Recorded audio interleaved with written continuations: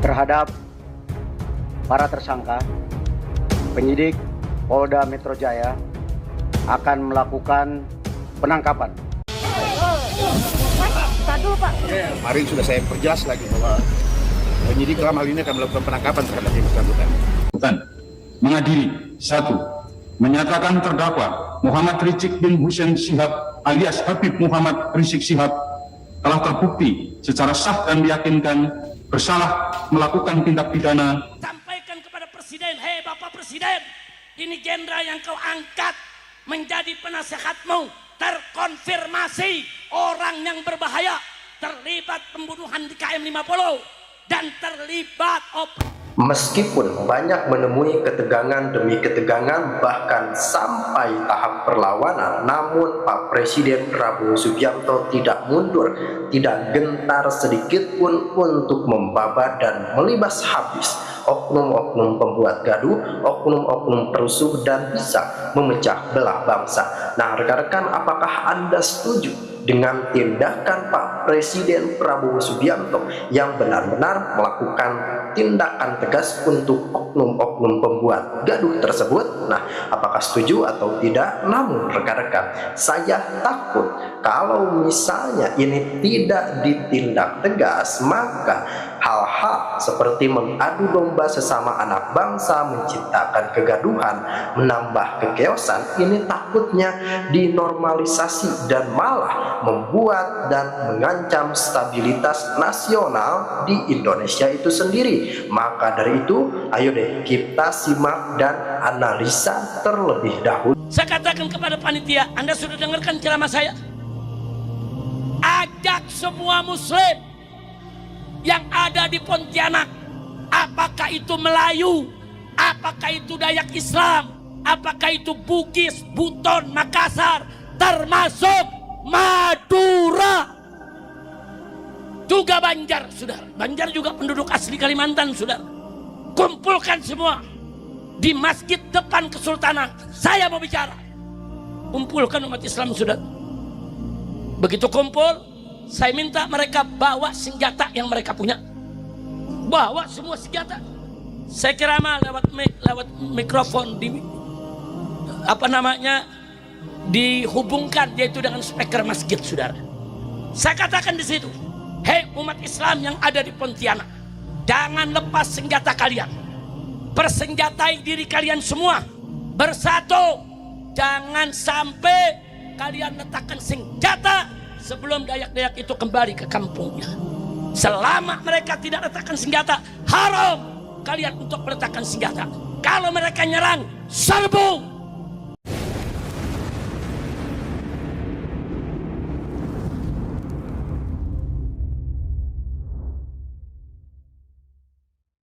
Kepresidenan atau KSP Dudung Abdurrahman soan ke para ulama usai konfliknya dengan mantan Ketua Front Pembela Islam atau FPI Habib Rizik kembali mencuat.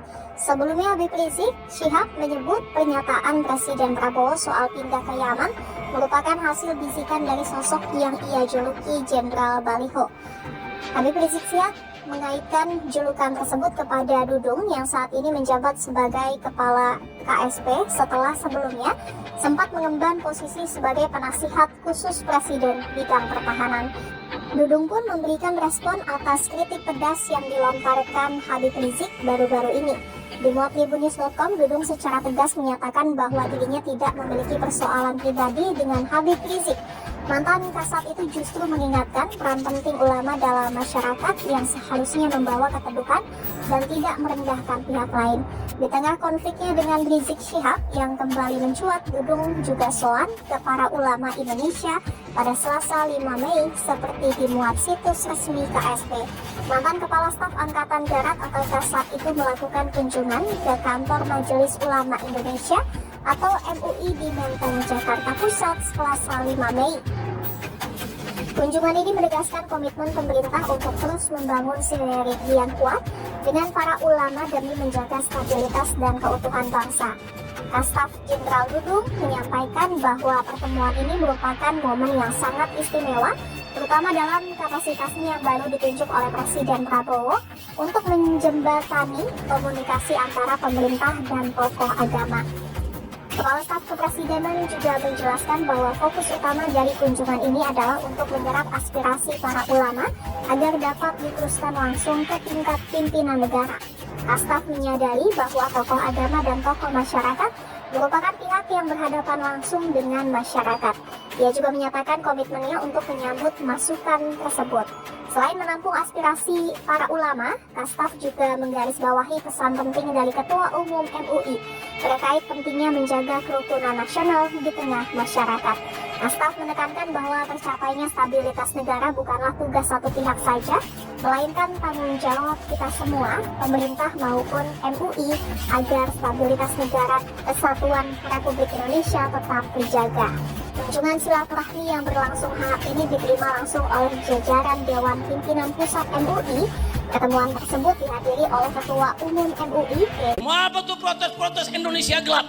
Kabur aja sono ke Yaman. Kalau Bapak Presiden terus mengulangi, terus ingin menjadikan orang-orang Yaman sebagai musuh, ya kami siap saja, Pak. Enggak, kami enggak mundur, kami enggak takut. Siapapun akan kami lawan. Yang menyebarluaskan sikap rasis, fasis, benci dengan kesukuan, kurang ajar. Ini dia jago memutarbalikkan fakta nih. Rizik Syihab ini orang terkonfirmasi berbahaya untuk agama dan bangsa. Suasana jagat maya mendadak gempar. Sang Raja Dangdut Rhoma Irama mereaksi tudingan Habib Rizik Syihab yang menyebut Presiden Republik Indonesia Prabowo Subianto fasis dan rasis. Melalui unggahan di akun Instagram pribadinya, @Rhoma_Irama, pada Jumat 8 Mei 2026, pelantun lagu Begadang ini melontarkan kritik pedas yang menghujam langsung ke arah Rizik Syihab. Dalam video berdurasi kurang dari 2 menit itu, Rhoma awal menyoroti pidato Presiden Prabowo Subianto yang sempat menyinggung soal kabur ke Yaman. Menurutnya hal itu adalah sinyal kuat bahwa keresahan masyarakat terkait isu nazab telah masuk ke telinga penguasa. Menanggapi hal tersebut, Rhoma balik menyerang tudingan rasis yang dilontarkan Habib Rizik Syihab kepada Prabowo. Ia justru mempertanyakan siapa pihak yang sebenarnya memelihara sikap rasisme di tanah air. Saya akan mereaksi ucapan Presiden Prabowo yang mengatakan kalau mau kabur aja ke Yaman. Ini satu indikasi bahwa isu nasab yang meresahkan umat, meresahkan bangsa telah sampai ke istana. Kemudian direaksi oleh saudara Muhammad Rizik Syihab dengan berapi-api. Selanjutnya saya ingin mereaksi saudara Rizik Syihab menuduh Prabowo fasis, rasis. Yang rasis Prabowo apa Mbak Alawi? Buktinya mana? Mbak Alawi itu rasis. Perempuan Mbak Alawi haram dinikahi oleh pribumi. Kemarahan Rhoma memuncak saat menanggapi pernyataan Habib Rizik Syihab yang menyebut bahwa bangsa Indonesia harus berterima kasih kepada kaum Mbak Alawi. Baginya, logika tersebut telah terbalik. Yaman itu bukan musuh bangsa Indonesia. Wali Songo itu saudara dari klan Ba'alwi, ulama Yaman, kakek moyangnya dari Yaman yang mengislamkan Indonesia, saudara. Habaib saudara yang datang mengislamkan Palembang, yang datang mengislamkan Kalimantan, mengislamkan Sulawesi, mengislamkan Maluku, mengislamkan Irian. Habaib yang datang dari Yaman. Mestinya kau bersyukur, berterima kasih, bangga kepada keturunan Yaman di negeri ini, saudara. Ini rasis pakai banget. Rizik kemarin bilang bangsa Indonesia harus terima kasih kepada Mbak Alawi. Ini kan kurang aja. Kalau dia ngomong tuh kurang aja. Kalau gue kurang aja. Hei, lu Mbak Alawi mesti terima kasih kepada Indonesia. Kalian tinggal di sini, Masya Allah, negeri yang gemah ripah loh, jinawi. Coba itu tinggal di Yaman, di Ta'lim, nanti puja-puja sebagai negara yang luar biasa. Ih, kesana nanti. Di akhir video, Rhoma bahkan mengeluarkan sindiran telak dengan menyebut Habib Rizik Syihab sebagai sosok yang pandai memutarbalikkan fakta. Habib Rizik Syihab katanya jago memainkan peran bak seorang aktor film. Dirinya pun menilai Habib Rizik Syihab adalah orang yang sangat berbahaya. Ini dia jago memutarbalikkan fakta nih. Rizik Syihab ini aktornya orang, aktor benar-benar. Cuman aktor antagonis. Kalau Roma film masih ada nih, gue kontrak ke sini. Buat peran penjahat cakep banget. Ini orang terkonfirmasi berbahaya untuk agama dan bangsa. Untuk persatuan dan kesatuan bangsa. Saya yakin dengan Pancasila, ya, yang mempersatukan bangsa ini. Saya yakin rakyat Indonesia akan tetap bertahan, akan tetap menjaga agar isu-isu, berita-berita hoax yang mengganggu stabilitas nasional ini jangan hanya nakut-nakutin aja, ya, jangan hanya memprovokasi. Saya izinkan Habib masuk ke semua penjuru Jawa Barat, masuk ke Banten, masuk ke Kidul, masuk ke Pamengpeuk Garut, masuk ke Tasik, masuk ke Cirebon, seluruh daripada tanah Pasundan ini, karena Habib keluarga Nabi, karena Habib yang miliki ini tanah. Berasal dari mana? DNA-nya dari mana? Genetikanya dari mana? Ini adalah upaya sistematis untuk apa? Untuk menghilangkan ikatan emosional, terutama orang Sunda dengan leluhurnya. Kemudian orang lain datang dari negara lain ke sini, tiap hari membanggakan leluhurnya, tiap hari bercerita keunggulan leluhurnya, tiap hari kita harus mendengarkan riwayat-riwayat leluhurnya. Setelah itu kita bermahabbah pada mereka, menghormati mereka, mendewa-dewakan mereka, dan kita menganggap diri kita lebih rendah dari mereka. Dan tak terasa domba kita kirim, uang kita kirim untuk mendapatkan air putih agar kita usahanya lancar. Kita keluarkan uang demi mereka, dan kita semakin direndahkan martabatnya sebagai suku dan sebagai bangsa. Padahal mereka makan setiap hari dari kita. Cerita-cerita dalam setiap hari yang kita dengarkan adalah cerita hebatnya leluhurnya orang lain, solehnya leluhurnya orang lain. Dan saya katakan, leluhur kita lebih soleh dibanding leluhur mereka, leluhur kita lebih baik dibanding leluhur mereka, leluhur kita lebih beradab dibanding leluhur mereka, leluhur kita lebih dekat dengan Hyang Tunggal, dengan Allah Subhanahu wa Ta'ala dibanding leluhur mereka. Sifat yang rendah diri ini berdampak pada apa? Kehilangan identitas diri. Yang hilang adalah pertama, keterikatan dirinya dengan leluhurnya. Dia hilang keterikatan dengan ibu dan bapaknya. Dia hilang keterikatan dengan kakek dan neneknya. Dia hilang keterikatan dengan buyutnya, dengan baunya, dengan janawarengnya, dengan udeg-udegnya, dengan aisiurnya terlalu jauh. Anak-anak kita hari ini tidak tahu siapa nama buyutnya. Anak-anak kita hari ini tidak tahu dia leluhurnya siapa. Hei anak-anak Abah, bangun kalian semua. Lihat apa yang disampaikan oleh Pak Prabowo Subianto. Hah? Kau pulang aja sana ke Yaman. Ini jelas, menurut saya pribadi, menyinggung Anies Baswedan. Seperti ini kita minta, ya mari kita menyadari semua itu manusia kan tidak luput dari kesalahan juga. Nah, makanya kita imbau, mari kita berbaik, kita bersatu, kita bangun bangsa ini bersama-sama. Jangan ada perpecahan lagi. Itu aja pesan saya sebagai ketua umum. Saya yakin Pak Amin Rais itu, dia pasti setelah dia mendengar ini, dia akan menyadari. Nah, kalau ke ranah hukum kita belum, tapi kita memberi pesan kepada beliau bahwa jangan seperti itu lagi lah. Mari kita bangun bangsa ini bersama-sama. Dan setuju ya kawan-kawan ya? Setuju. Saya rasa itu. Apakah dari Rampas sendiri musuhan ke Amin Rais? Kenapa tidak? Ya namanya kita manusia ciptaan Allah Subhanahu wa Ta'ala. Semua kesalahan itu ya, kalau kebaikan ya harus kita lakukan kebaikan. Kita bangun bangsa ini bersama-sama di bawah pemimpin kita, yang pemimpin yang selalu setia pada bangsa dan negara, yang selalu setia kepada rakyat, Haji Prabowo Subianto. Karena saya tahu Bapak Presiden itu memang dia cinta kepada rakyat, bangsa dan negara. Dia nggak mau berkhianat sama rakyatnya. Itu pesan saya sama Pak Amin Rais. Pak Amin Rais, pesan kami dari Rampas Setia 08, dari DPP dan dari seluruh Indonesia, pesan kami, ayo Pak Amin Rais, kita bangun bangsa dan negara ini bersama-sama. Jauhkan perpecahan, jauhkan kebencian, jauhkan fitnah. Itu pesan dari ketua umum. Untuk yang Kalau pesan saya dari Ferry Amsari tidak ada pesan. Itu memang otaknya otak tai itu. Comber itu manusia itu. Ya harapan kita ya itu. Mari kita bangun bangsa ini bersama-sama. Saya yakin Pak Amin Rais itu orang baik. Itu aja. Kalau Ferry Amsari sendiri seandainya tidak ingin berklarifikasi atau minta maaf, apa yang dilakukan oleh Ramgas sendiri? Ke jalur hukum kan? Oh nanti ke depan. Itu akan kami pikirkan ke depan lagi nanti itu. Dia banyak kesalahan Ferry Amsari. Banyak video-video sama kami. Kami simpan. Tunggu waktunya aja Ferry Amsari.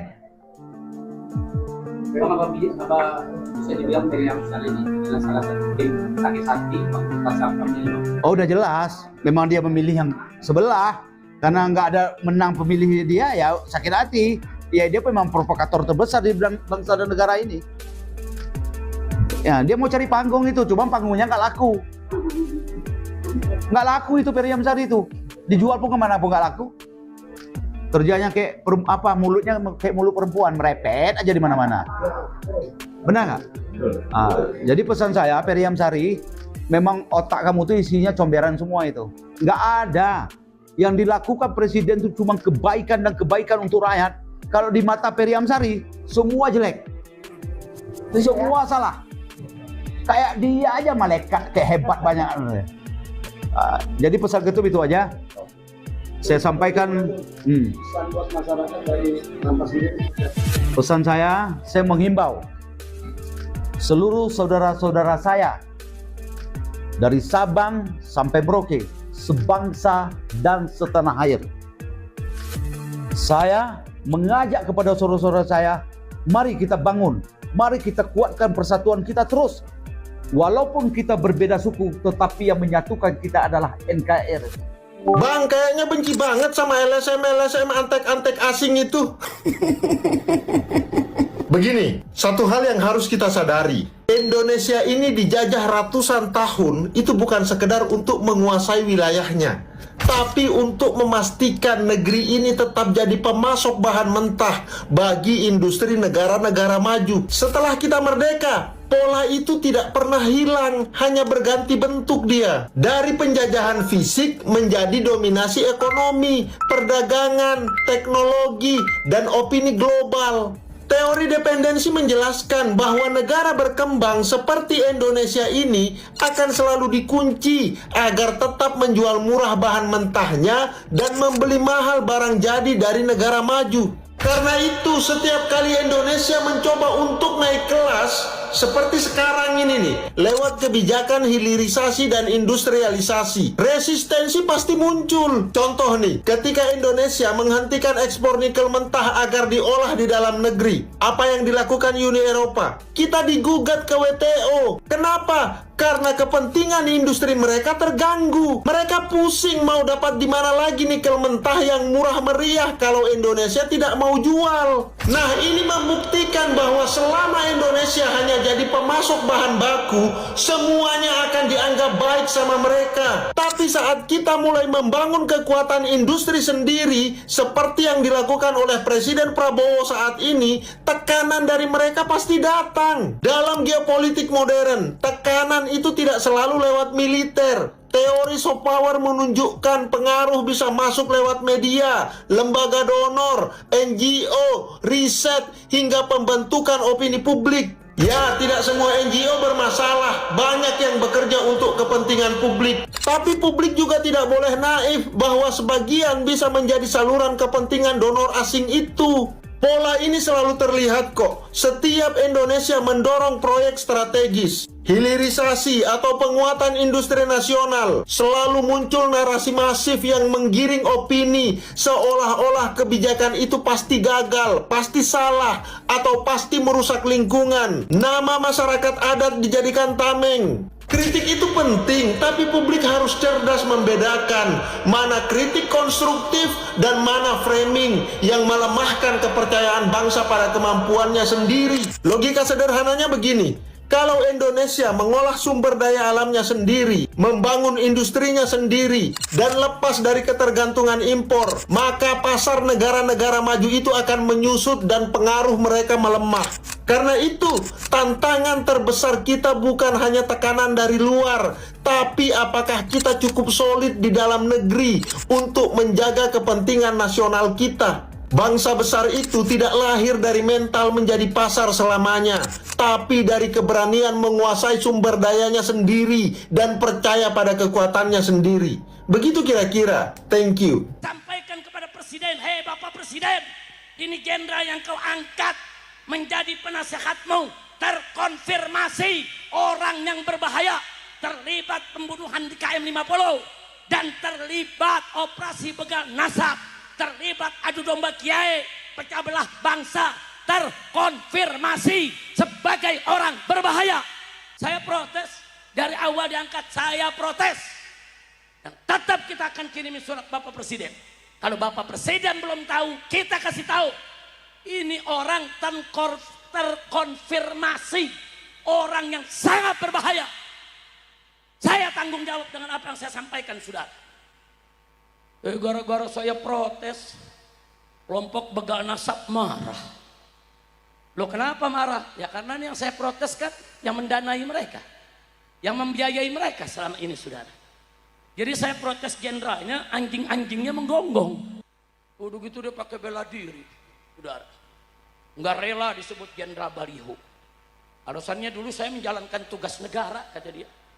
Saya balik bertanya, berarti keterlibatan Anda di dalam siaran pers kasus KM 50 di Polda Metro Jaya yang membentangkan barang-barang bukti palsu, apa itu juga tugas negara? Anda mendanai begal-begal nasab untuk menyerang habaib, untuk mencaci maki habaib, mengadu domba dengan ulama, apa itu juga tugas negara? 10 tahun kemudian, Roma merasa bersedih mendengar masih ada oknum-oknum Habib yang berdakwah dengan cara yang dulu dikritiknya. Roma menggunakan contoh-contoh yang memang bodoh. Misalnya ada Habib yang menyatakan, ada darah Nabi di tubuhku. Jika kau menyakitiku, kau juga menyakiti Rasul. Atau ada juga yang menyatakan, satu Habib bodoh lebih baik dari 70 kiai yang alim. Atau ada yang bilang kaki Habib lebih mulia daripada kepala kiai. Menurut Roma, doktrin semacam itu tidak baik bagi umat Islam. Roma dan Al-Asquri juga membahas ayat-ayat Al-Quran yang disalahartikan sehingga seolah-olah Allah mensucikan keturunan Nabi Muhammad, padahal maknanya sesungguhnya jauh dari itu. Seperti Anda lihat, Roma tidak sedang menyerang Habib.